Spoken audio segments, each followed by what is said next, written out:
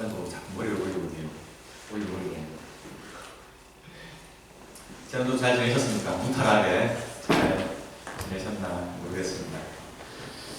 아마도 어른들은 일상이 그렇게 큰 변화가 없었을지도 모르겠습니다. 그러나 우리 학생들은 새 학교, 새 학년이 시작되어서 생각보다 많은 변화를 경험을 했을 겁니다. 특히 저희 집에도 이제 학교가 바뀐 경우가 있잖아요. 중학교에서 고등학교 가고 고등학교에서 대학교 가는. 이번에는 우리 교회에서는 고등학교에서 대학 지나간 친구들가 있는데 이 친구들은 훨씬 더 변화의 폭이 아마 컸을 겁니다. 고등학교 때가 힘든 줄 알았는데 그때가 제일 쉬웠었죠. 네. 점점 힘든 경험을 하게 될 겁니다. 새로운 한 주를 잘 시작하신 여러분들 환영하고 축하하고 또 축복합니다. 잘하셨습니다. 잘 견뎌낼 거라 생각을 합니다. 오늘 우리가 만나볼 사람은 완전히 새로운 시작을 하려는 사람입니다. 그 사람 이름은 여러분 잘 아시는 것처럼 노아입니다. 근데 노아의 시작은 그렇게 유쾌하거나 시작하는 것 환경이 좋지는 못했습니다. 역사상 전무후무한 인류가 멸종되는 홍수의 심판을 경험한 사람입니다. 오로지 노아와 그의 아내와 세 아들과 세 며느리 8명만 그 홍수에서 살아남았습니다. 한국에 태풍이 왔죠. 그래서 승지가 탈 비행기가 몇 시간 늦게 출발했고요. 실제로 사람들이 돌아가신 분 계시답니다. 재산상의 피해도 많고요. 미국에도 지금 큰 태풍이 와서 지금 엄청난 피해를 겪고 있다고 그렇게 이야기를 하죠. 빨리 수습이 됐으면 좋겠습니다. 이 가족의 가운데 슬픈 가정들 하나님 위로하신 경험을 썼으면 좋겠고 피해가 회복이 되어서 정상적인 삶으로 일상의 삶으로 빨리 돌아올 수 있기를 바랍니다. 그런데요, 노아가 겪었던 홍수는 지금 유례 없이 큰 태풍이 왔다는 한국이나 미국에서 겪었던 그런 태풍과도 비교하지 못할 만큼 크고 힘든 엄청난 재앙이었습니다. 재난 정도가 아니고 재앙이었습니다. 성경 보면요, 땅에 호흡이 있는 숨 있는 모든 것들이 다 죽임을 당했답니다. 명확하게 그것이 하나님의 심판이었다고 성경은 그렇게 기록합니다. 창세기 7장 23절을 보면요, 하나님께서 땅의 지면에 있는 모든 생물을 다 쓸어버리셨더라고 성경은 그렇게 표현을 합니다. 그러니 담벼락 무너지고 차가 깔리고 하는 이 정도의 수준이 아니라 완전히 멸절되는 그런 재앙의 상황이었습니다. 성경 표현은 그렇죠. 큰 기품의 샘들이 터지며 하늘에 창문이 열려서 낮 40밤을 비가 내리고 땅 속에서 물이 솟아나왔더라고 그렇게 표현합니다. 천하의 높은 산들이 다 그 물에 물이 불어서 잠겼고요. 그 산 꼭대기에서부터 15규빗이 더 올라가서 물고기를 제외하고 노아의 방주에 든 생명체를 제외하고는 다 살아남지 못하는 엄청난 재앙이었습니다. 그렇다면 왜 노아는 그런 말도 안 되는 이런 엄청난 물난리를 겪어야만 했었을까요? 성경 명확하게 그 이유를 인간의 죄악 때문이라고, 범죄 때문이라고 우리에게 설명을 합니다. 창세기 6장 5절과 6절 말씀 보면요, 여호와께서 사람의 죄악이 세상에 가득한 것과 그의 마음으로 생각하는 모든 계획이 악할 뿐인 것을 보시고 땅 위에 사람 되신 것을 한탄하셨더라고 당시의 상황을 설명합니다. 여러분, 이 사람들이 어떤 사람들입니까? 하나님의 형상을 따라 지음을 받았던 존귀한 사람들입니다. 그렇죠? 6장 2절을 보면요, 그 사람들에 대해서 하나님의 아들들이라는 그런 설명을 붙입니다. 하나님의 자녀, 하나님의 아들들이었습니다. 그런데 이 사람들이 그들을 창조하신 창조주 하나님을 버리고 세상 일들을 따라갔더랍니다. 세상의 아내들을 취하였습니다. 그들의 습관과 그들의 관습을 따라갔습니다. 그들의 말하는 것, 그들의 행동하는 것을 따라하기 시작했습니다. 그래서 생각하는 것이 악했더랍니다. 모든 계획이 다 악했더랍니다. 그들이 하는 모든 행위가 하나님이 싫어하는 죄악된 행위였더랍니다. 죄악이 세상 가운데 예전 성경에 관영했더라, 가득 찼었더라고 성경은 당시 상황을 설명을 합니다. 반면에 그 가운데 살아남았던 노아는 당시에 의인이요 완전했던 사람이라고 성경이 평가를 하지요. 하나님의 아들들이 사람의 딸들의 아름다움을 보고 그들을 쫓아가는 시기, 모든 우상을 숭배하며 하나님을 떠났던 시기, 음란과 정욕과 탐심과 폭력과 하나님의 성품이 아닌 타락한 인간의 본성을 아무런 필터링 없이 드러내며 살아갔던 그 시기에 하나님 스스로가 내가 왜 저것들을 지었지라고 탄식하던 그 시기에 노아는 하나님과 동행하며 하나님 앞에서 올바르게 살았더랍니다. 하나님 말씀을 지켰더랍니다. 그래서 이런 노아를 하나님께서 돌아보시고 은혜의 날개로 덮으셨죠. 그래서 6장 8절을 보면요, 노아가 하나님께 은혜를 입었더라고 그렇게 평가를 합니다. 우리 잘 아시는 내용이잖아요.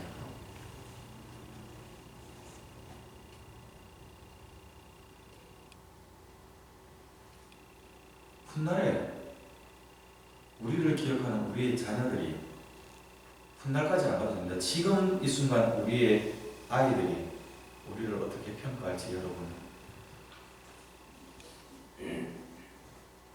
생각해 보셔야 됩니다.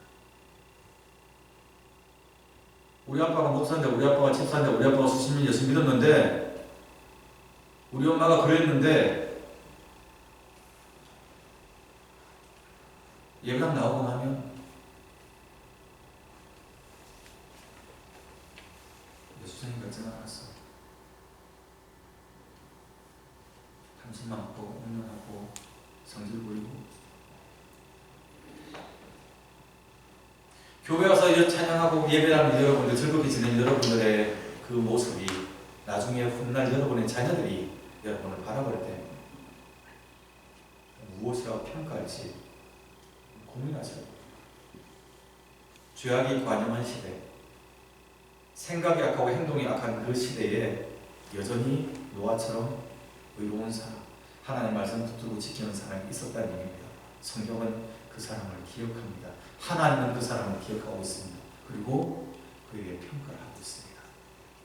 손윤창 목사는 누구누구는 하나님 앞에서 의인이었더라, 가증스러운 사람이었다. 고민하셔야 돼요. 내가 하나님께, 내가 우리 자녀들에게, 우리 주위 사람들에게 어떠한 평가를 받을 것인지. 홍수에서 살아남은 노아가 하나님께 제단을 쌓고 번제를 드렸더랍니다. 정결한 짐승, 그리고 정결한 새 중에서 제물을 취하여서 하나님께 제사를 드렸더니 하나님께서 그 향기를 받으시고 다시는 사람으로 말미암아 땅을 저주하지 않으시겠다고 뜻을 돌이키셨더랍니다. 다시는 모든 생물을 멸하지 않겠다고 마음으로 다짐하셨답니다. 여호와께서 그 향기를 받으셨다는 8장 21절의 이 표현이 사실 한글 표현이 조금 원문의 그 의미를 완전히 설명을 해주지 못하고 있습니다. 히브리 원문 보면 그 향기가 어떤 향기인지 향기에 대한 그 부연 설명이 같이 나와 있습니다. 나호아라는 이 단어가 있는데요. 이 니호아라는 단어가 진정시키는 이라는 의미입니다. 니호아. 그래서 수디 아니면 quiet. 그 사람들을 컴다운 시켜주는 그러한 그러한 의미를 가진 단어가 이 니호아입니다. 근데 재밌는 건요, 이 니호아랑 노아랑 발음이 비슷하죠. 노아, 니호아.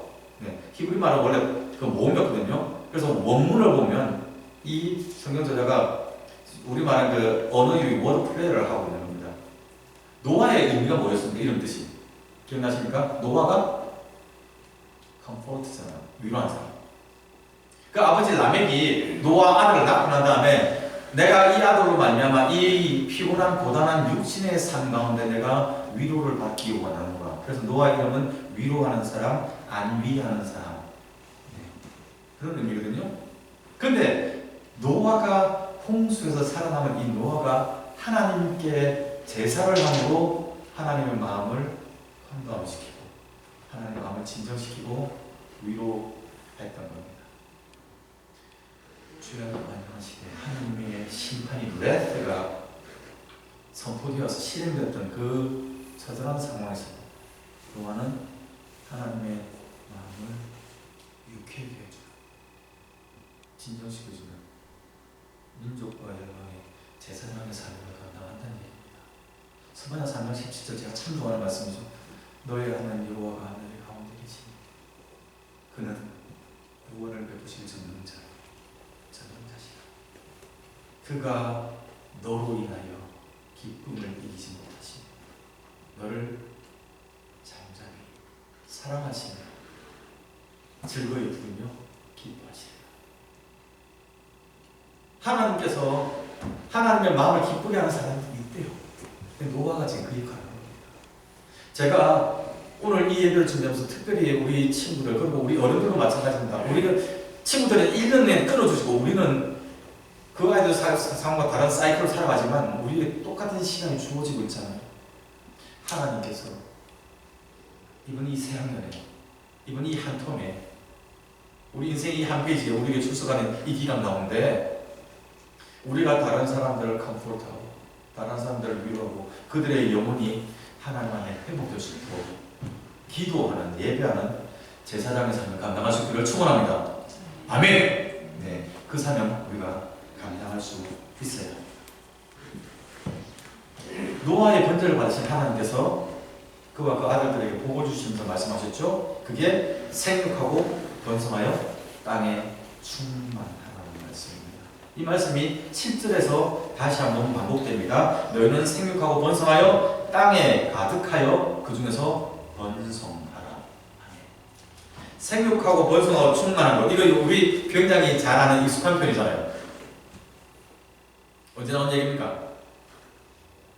창세기 1장에서 1장 22절에서 하나님께서 다섯째 날에 물고기와 물속에 있는 그 짐승들과 짐승들이라고 하는데 웬만한 동물이죠.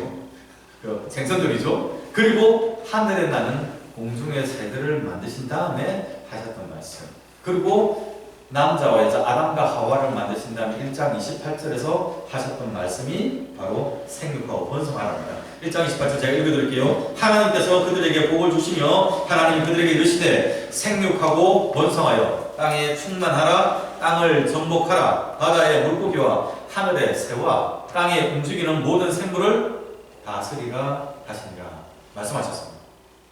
그런데 재밌는 것은요, 이 생육하고 번성하고 땅에 충만한 이것에 대한 설명을 하면서 이게 그 창세기 8장에서 노아에게 홍수 마치고 나온 노아에게 먼저 하셨던 말씀이 이게 한 번 더 나타나거든요. 거기를 제외하고 창세기 1장과 창세기 9장에서 동일하게 나오는 것은 God blessed them by saying, 그렇게 표현하죠. 하나님께서 그들을 복 주시며 말씀하시되 생육하고 번성하라 말합니다. 그러니까 하나님께서 생육하고 번성하고 땅에 충만한 이것이 하나님이 주시는 복이란 얘기입니다. 우리가 이 땅에서 생육하고 우리가 이 땅에서 많아지고 우리가 이 땅에서 번성하게 되는 것, 그것이 하나님이 허락하신 축복이란 얘기입니다. 하나님께서 덕담하실 때, 쉽게 말하면 그러니까 하나님이 우리에게 덕담하신다고 할 때 너희 잘 되기를 바란다 하는 그 말씀이 생육하고 번성하고 충만하라는 형태로 하나님 우리에게 복을 주시는 내용입니다.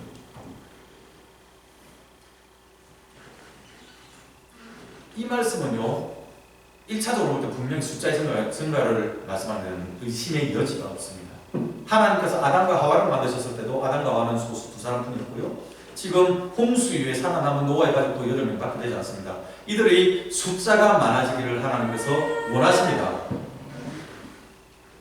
창세전에는 창세 이후나 심판 이후나 그리고 오늘까지 하나님의 자녀들, 하나님을 잘 섬기는 사람들, 의롭고 신실한 사람들, 의인이요 당세요 완전했던 그 사람들이 하나님은 이 땅에 많아지기를 원하고 계십니다.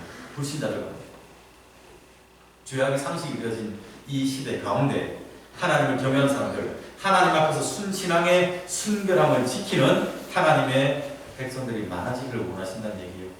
이사야 1장의 것처럼 11장의 것처럼 물이 바다를 덮음같이 여호와를 아는 지식이 이 땅 가운데 충만해지기를 원하는 겁니다. 여호와를 알지 못하는 사람들, 하나님 믿지 않는 사람들이 많아지기를 하나님이 원하고 계십니다. 그러한 세상을 변화시키는 그들을 복음 안으로 인도하여내는 변화의 주도권을 가진 그 사람들이 하나님의 백성들이 되어야 한다는 얘기입니다. 이 사명을 저와 여러분들이 올해에 이번 텀에 맡았다는 사실을 기억하시기 바랍니다. 회복의 역사가 여러분들로부터 시작된 것을 여러분 기억하시기 바랍니다. 수적인 증가는요 영향력으로 나타납니다. 그런데 이 땅에서 성도들이 가지는 영향력은요 다수의 힘을 이용한 그런 종교적인 그런 이익이나 아니면 교회의 그런 유익을 구하는 형태로 나타나서는 안 됩니다. 다시 말씀드립니다. 교인의 숫자가 많아져서 그것으로 불법적인 것을 그냥 짓눌러도 된다는 얘기는 결코 아닙니다. 성경이 반대합니다. 의롭지 않습니다.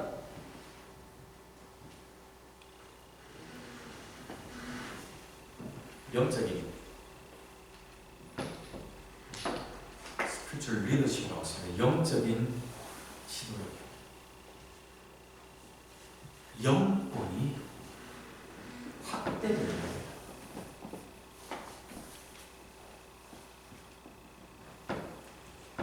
다시 말씀드립니다. 목사나 집사나 예수 믿는 성도들의 영적인 권위의 그 지경이, 그 권위가 미칠 수 있는 그 테리토리가 넓어져요.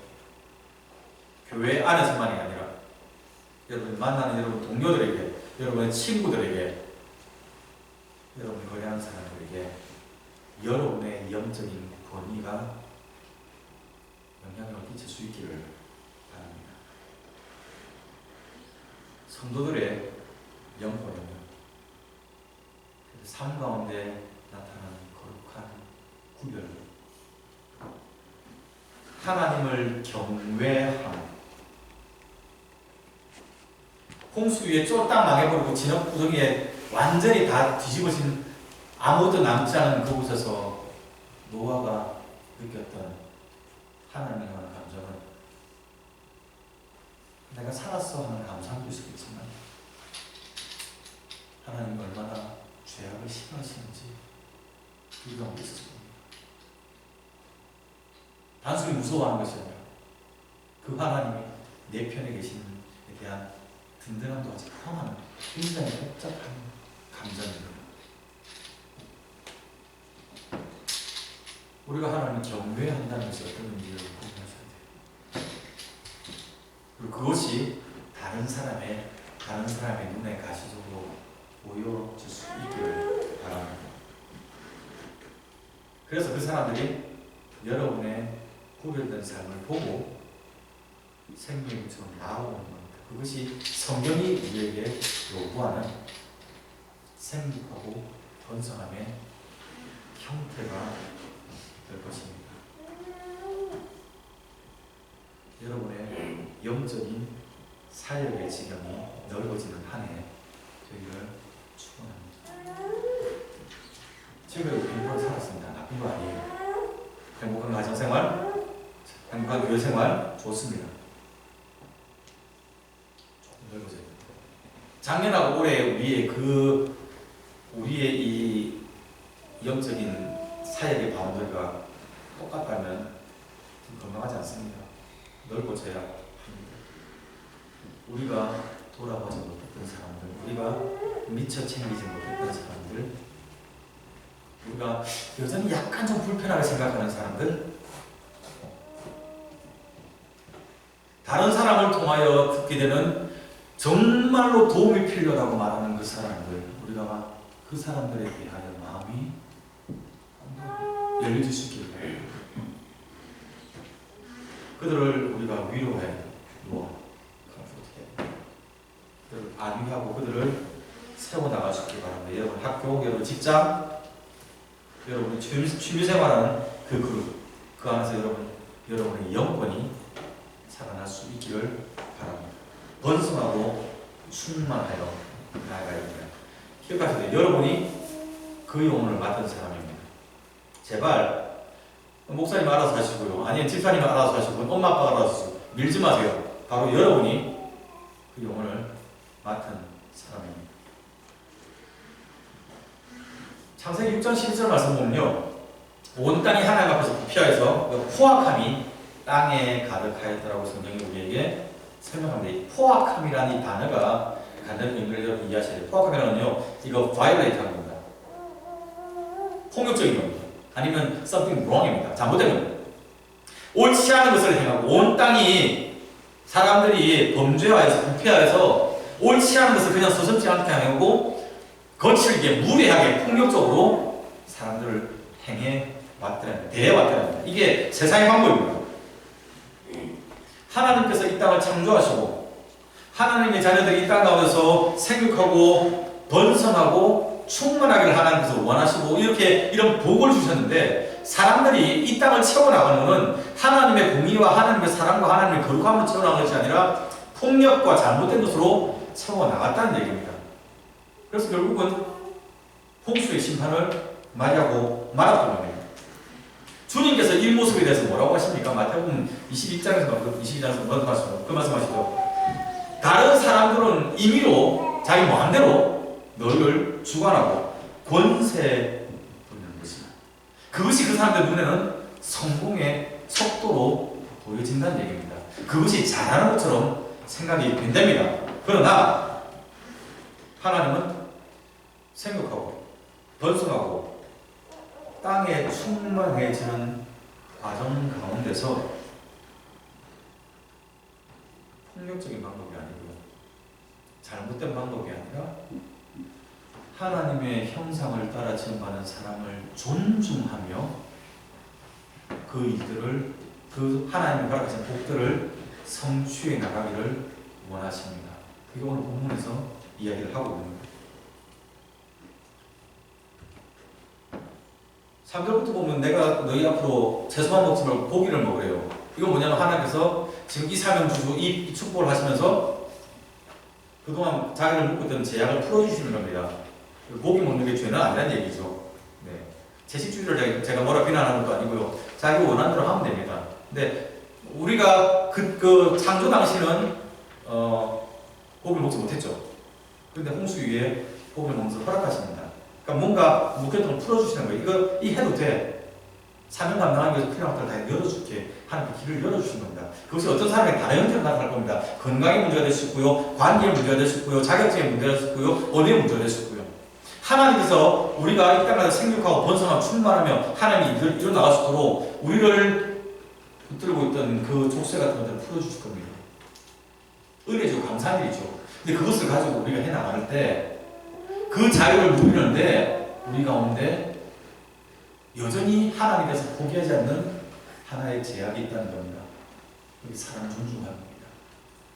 4절 이어서 생명되는 피를 생명된다고 말하고요, 피를 흘리지 말라고 얘기를 하죠.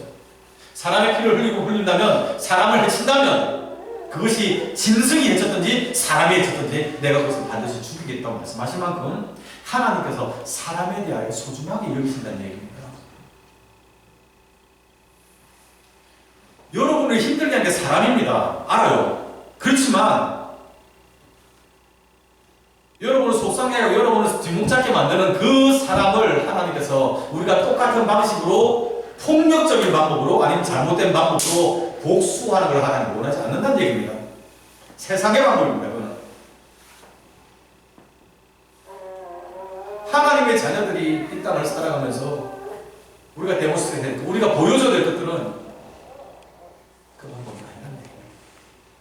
똑같이 갚아줘. 눈에 눈, 이에 눈이 그건 죄악된 본성을 제어하기 위한 최소한의 안전장치. 그리스도의 보혈의 은혜를 체험한 하나님의 자녀들인 우리들에게 요구되는 것은 오른뺨을 때리면 왼뺨을 돌려야 되는, 오리를 가져오면 신뢰를 가주는, 하나님의 형상을 따라 지음받은 실제로는 범죄하고 실제로는 생각하는 것이 악한 그 사람을 바라보면서도 우리가 인내하고 품고 용납하고 무엇보다 기도하는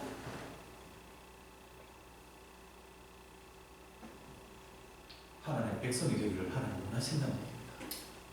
생육하고 번성하고 충만한 이 복이 올 한 해 여러분에게 어떻게 적용될지를 여러분 고민하셔야 됩니다. 프로그램을 많이 해서 아이들끼리 분위기가 좋아서 아니면 교회 음식이 맛있어서 학원할 때 무슨 도움을 많이 줘서 그래서 사람들이 본다면 물론 그것도 감사하겠지만 그것 말고 하나님이 우리에게 원하시는 생육하고 번성하고 충만함의 의미는 다른 방법이 있다. 고민하셔야 돼요. 여러분이 새로 만난 학생들에게, 친구들에게 어떻게 그들을 사랑할지 고민하시기 바랍니다. 그리고 주님의 방법 따라 걸어가는 올 한 해 되기를 바랍니다. 목사가 역사하심이, 변화됨이, 회복하심이, 위로하심이 분명하게 나타나게